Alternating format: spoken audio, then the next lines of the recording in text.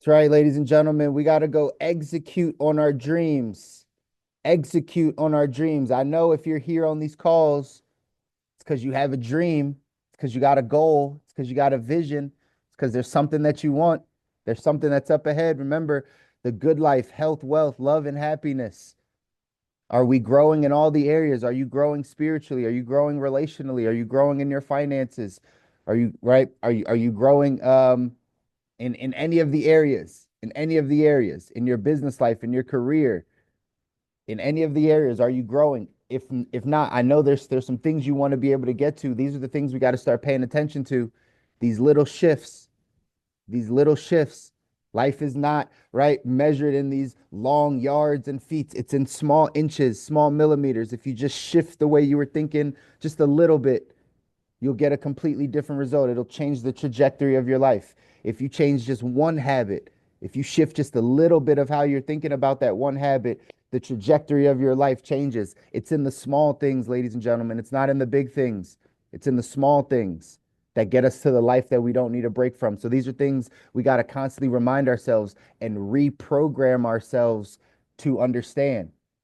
We've all been programmed. You've been programmed by whatever you've consumed up to this point, growing up as a child, right, into your adolescence, into being a young adult. All these things, you've consumed messages, you've consumed people telling you what you can and can't do, what you're capable of, what you're not capable of, what makes money, what doesn't make money, what's the right thing to do and the wrong thing to do. You've constantly been fed that, and so you have a programming, you have a wiring that's gotten you to the level of success that you are currently right now. Where you are currently, where we are currently, right, is just been a culmination of the thoughts, the stories, the programming that we've had up to this point. So if we want to get to a different place, we got to change the programming. We got to change the wiring. We got to change what we believe or what we're thinking about so we can get a different outcome. Some of the things you heard in that video, you got to be delusional.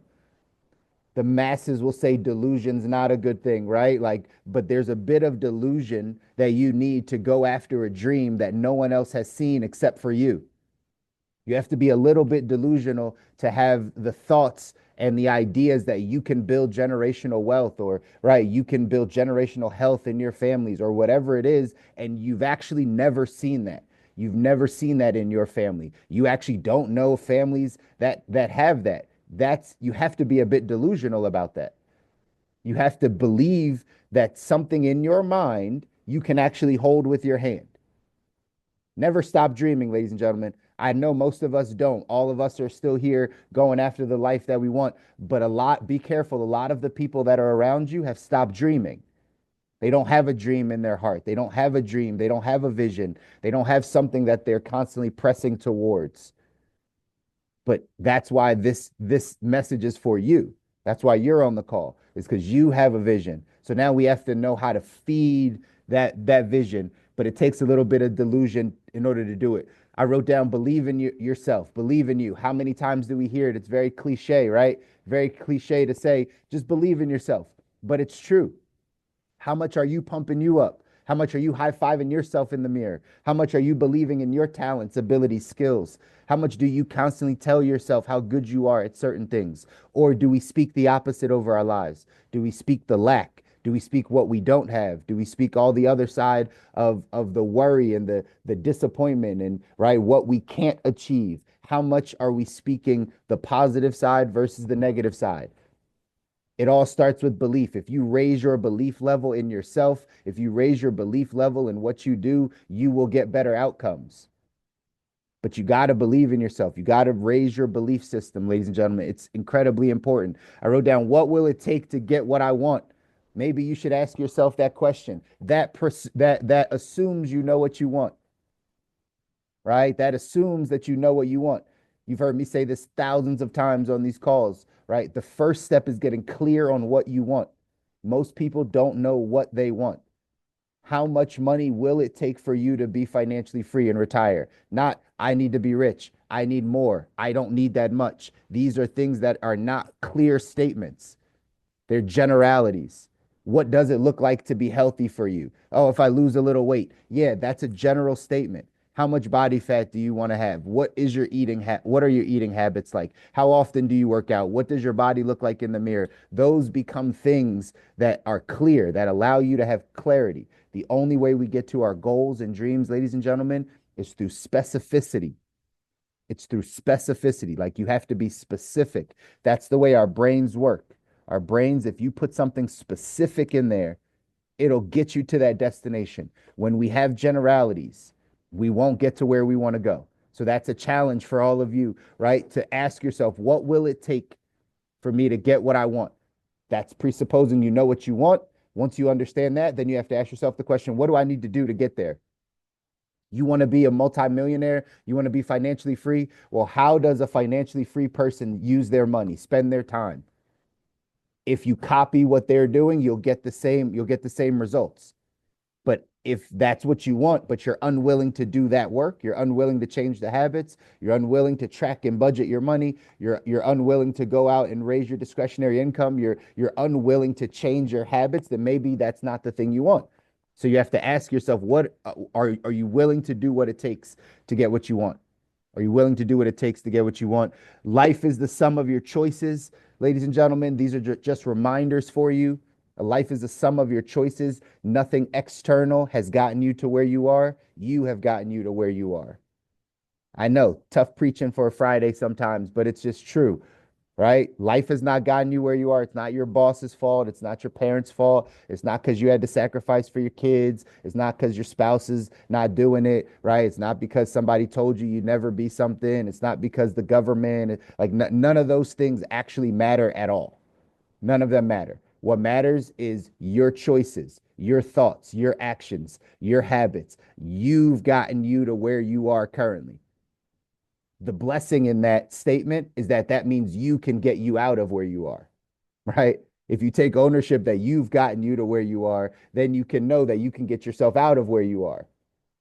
But good old Albert Einstein quote says, right? A problem can't be solved at the same level of consciousness it was created.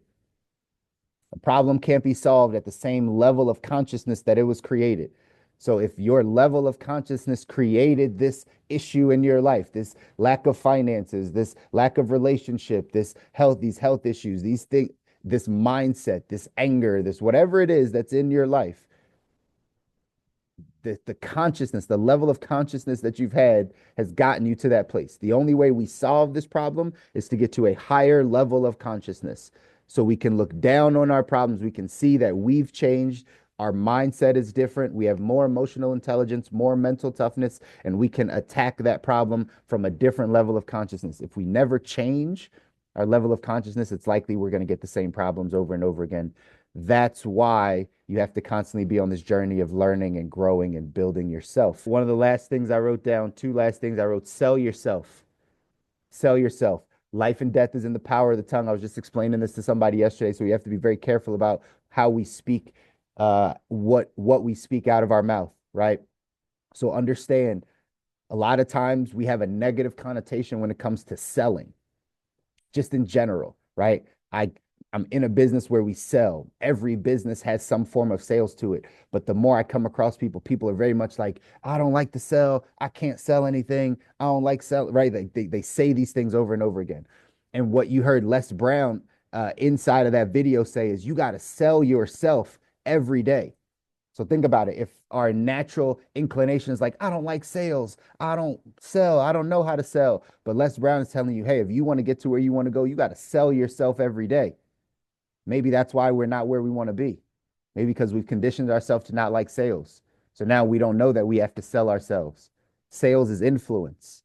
That means you got to influence yourself. If you don't influence yourself, you're going to allow the world to influence you. You're going to allow social media to influence you. You're going to allow the media to influence you. You're going to allow your friends, your coworker, your family. These people will influence you if you don't know how to influence yourself, AKA sell yourself. You got to know how to sell yourself. You got to sell yourself on your talents, your abilities. Who's going to who motivates the motivator, right? Like who's going to get you going? You got to get yourself going. You got to let yourself know that you're awesome. You got to let yourself know that you're amazing. You got to let yourself know that you're talented and that you're highly skilled and that people need what you do. Like you got to sell yourself. How much are you selling yourself? How much are you convincing yourself that you're on the right path, that you got what it takes, that God has given you everything you need in order to get whatever it is that you want? How much do you sell yourself on that on a daily basis? Or do we consume the negativity, the fear, the worry, the I'm not sure if I'm enough? I probably need more schooling. I don't know enough. I need some more training. I need to go back and get this. I need all these things external. How much are we selling ourselves, ladies and gentlemen? I'm going to encourage you all to sell yourself more often. Convince yourself, influence yourself, influence yourself to get to the life that you want. That's what you got to be able to do. Mel Robbins has a book where she talks about giving yourself a high five in the morning, giving yourself like in the mirror, giving yourself a high five. She said there's something in our wiring that when we give a high five, we know it's for recognition, congratulatory things. And so when's the last time you just kind of gave yourself a high five? Like, man, you're awesome. I went through a whole season. I still do it every once in a while. Remember, weird, rich, normal, poor, right? So you do weird things, it'll make you rich. I went through a whole season where I'd be like, man, you're a stud, Chris. I would just say that to myself, right? Man, you're a stud. I'd look at myself in the mirror. You're a stud. Man, you're a stud. I, right? No one had to tell me that. I just wanted to say that to myself to rewire and to reprogram what I believe about myself. I'll say it every single day, right? Every single man, you're a stud, Chris. You're a stud. How much are you convincing yourself that you're a stud, that you're amazing, that you're talented, that you have what it takes? You need to do this, ladies and gentlemen. These are the small shifts, right? The small shifts. They're not big things. It's just, do you take some time after you brush your teeth in the morning to speak well to yourself, to give yourself some affirmations, to give yourself some things that you can actually pay attention to and do? Lastly, I put master your gifts, 10,000 hours, ladies and gentlemen. If you haven't heard that saying before, mastery comes after 10,000 hours of doing anything. So if there's something you want to master, you got to give it 10,000 hours. You got to give it 10,000 hours. You got to put time and energy into mastering yourself, your talents, your abilities, your gifts, all those types of things. In our text, the 177 mental toughness secrets of the world class, I chose this one. The great ones are bold. All these things that we're talking about, having a vision, going after your goals and dreams, all those things, you have to have boldness in order to do that. I used to love the saying, right? It doesn't take money to make money. If you ever hear that saying, it takes money to make money. It doesn't take money to make money. It takes courage to make money. You have to be bold. You have to be courageous. You have to step out of your comfort zone. You have to do something where you're no longer the master, where you're learning. You have to understand how to have mentors and how to have coaches and how to go back to being that childlike state of curiosity and learning. That's actually what it takes to make money. Most of us have ego and pride, and right, we've been in our careers and our roles, and we think this is who we are, and therefore it's tough for us to make new money. But the way you go make new money, the way you change your life is to start at the bottom. It's to serve, it's to make sure that you humble yourself to say, I don't know these things. And then you get the lessons and you get the answers, and then you practice that stuff, you execute on it. It takes boldness to do that. Here's what it says in the text, right? It says champions in general are a bold group of people. Their superior self-confidence allows them to constantly push the envelope. Where average people are afraid they will not be liked or respected by others, champions are only concerned with whether their efforts will impress their mentor teams and their network of contacts. Average people appear lazy to champions, so their opinions and ridicule don't hold much weight. The downside of world-class boldness is brazenness, when boldness is simply taken too far. Champions are so laser focused on their targets and objectives that they can push too hard at times.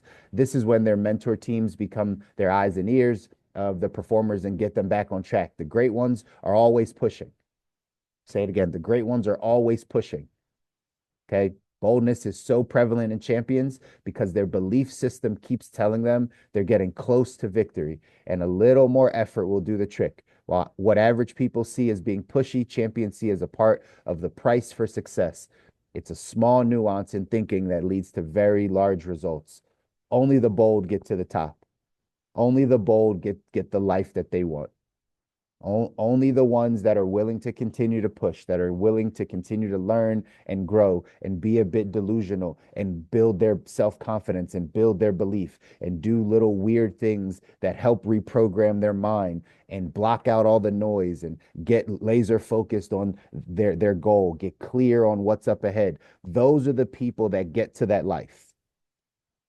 There's a seriousness about it. There is an intentionality about it. There's a sense of urgency about it because we don't know how long we have here.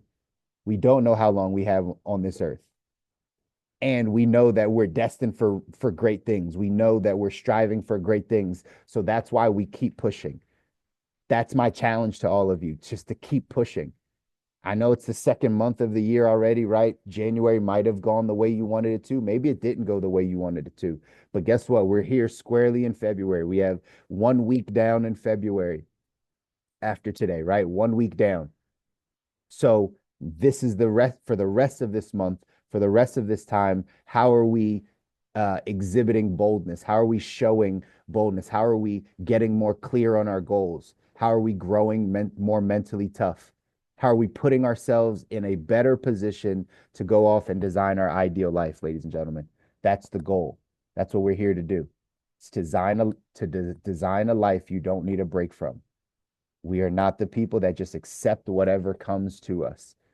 We obviously we have to play the hand that we're dealt, so to speak, and we can be intentional about the life that we want.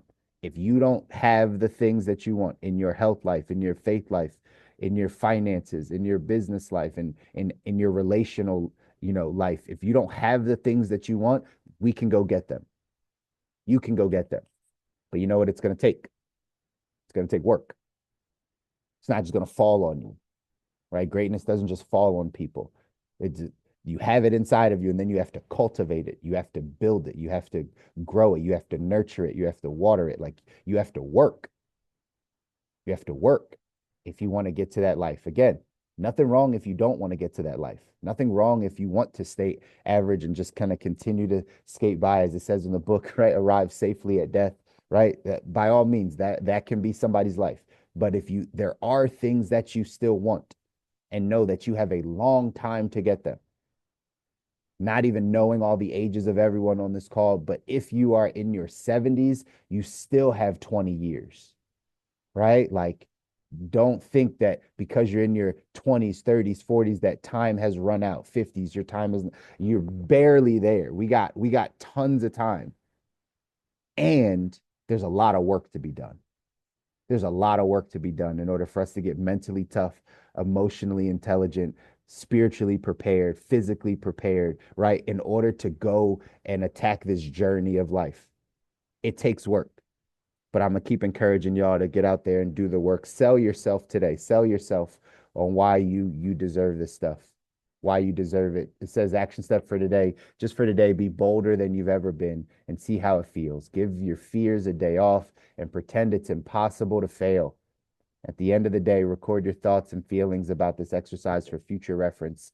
Just know you got to build your belief. You got to get bolder. What's the song? You got to get wiser. You got to be tough. That whatever that song is, right? You got to do these things in order to get to that life, ladies and gentlemen. To get to the life that you want, just know you got a lot of people here on the journey with you. I love you guys. I want you to win. You deserve to win. Your families deserve to win. If nobody ever tells you that, I will always remind you, you deserve it. Your families deserve it. And they're counting on you. That's why they're not here. They're not here getting this message because they're counting on you to get this message and apply it and execute so that you have the capacity to handle what's up ahead for you and your family. We can all do it together. Go out, do something that scares you this weekend, and I'll see you back here on Monday. Take care, y'all. Have a good weekend.